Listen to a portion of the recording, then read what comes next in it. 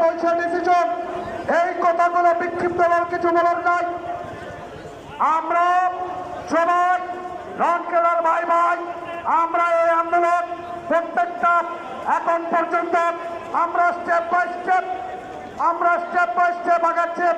আজকের যে জমায়েত সেটাই প্রমাণ করে ইনশাল্লাহ আমাদের যে একটা দাবি আছে 23/12/18 থেকে অডিটর দশকের, এই দাবির বাইরে অডিটরদের আর কোনো দাবি নাই, কোনো দফা নাই।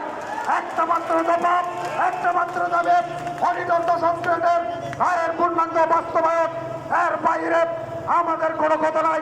আমরা বিক্ষিপ্তভাবে কোনো অডিটর কোনো কথা বলতে যাব না। আমরা যে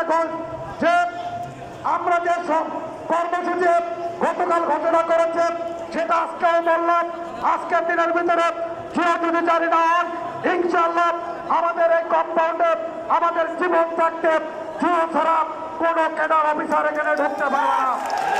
তাই সবার প্রতি আমার উদাত্ত আহ্বান থাকবে, সবাই বক্তব্য দেবেন, দেশ থেকে প্রতিনিধি তারা বক্তব্য দেবেন। সবাই সুশৃঙ্খল শান্তভাবে আজকের অবস্থান কর্মসূচি আপনারা অবশ্যই